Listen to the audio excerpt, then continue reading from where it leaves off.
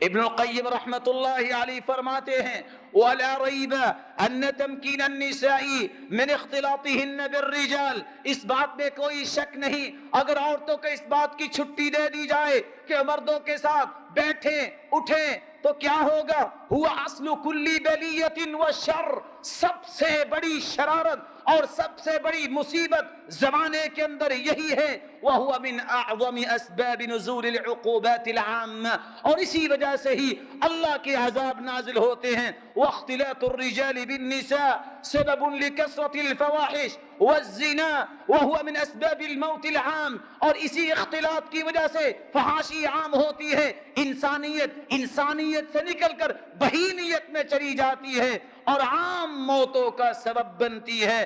سہر رضی اللہ تعالی عنہ روایت کرتے ہیں سیکون فی آخر الزمان، لوگوں اللہ کے رسول صلی اللہ علیہ وسلم نے فرمایا قیامت کے قریب خسف و مسخ و قذف، لوگ دھنس جائیں گے، لوگوں کے چہرے بگڑ جائیں گے اور ایک علاقہ دنیا سے نظر نہیں آئے گا۔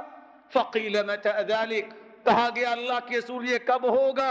رسول اللہ صلی اللہ علیہ وسلم نے فرمایا اذا ظہرت المعازف والقینات واستحلت الخمر، جب شرابوں کو حلال سمجھا جائے گا، جب گانے والیوں کا رواج ہو جائے گا۔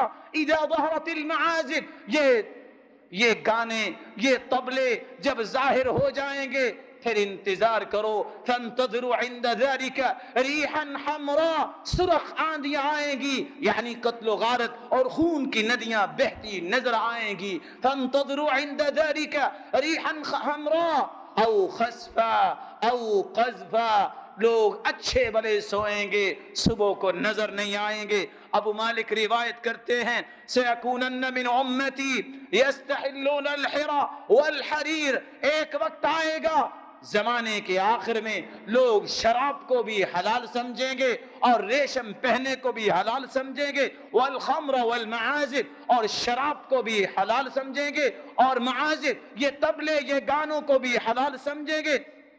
وَلَيَنزِلَنَّ أَقْوَامٌ إِلَى جَنْبِ عَالَمٍ، ایک قوم کسی کے پاس اترے گی، ایک فقیر آئے گا اس سے کچھ لینے کے لیے، کہے گا ارجع الینا غدا، آج ہم مشغول ہیں اپنے کھیل کود میں، کل آنا پھر تمہیں کچھ دیا جائے گا۔ کیا ہوگا جب وہ صبح لوٹ کے آئے گا؟ وَيَمْسَحُ قِرَدَ وَخَنَازِيرَ إِلَى يَوْمِ الْقِيَامَةِ، وہ گانوں میں دت، وہ شرابوں کے رسیاں اس وقت خنزیر بن چکے ہوں گے، بندر بن چکے ہوں گے۔ صحیح بخاری کی یہ روایت بتاتی ہے قیامت تک ان کی حالت یہی رہے گی۔ ایک انسان اگر بندر و خنزیر ابھی بنتا نظر نہیں آتا، لیکن بندر و خنزیروں کی عادات تو اس کے اندر آ چکی ہیں۔ اللہ ہم سب کو محفوظ فرمائے۔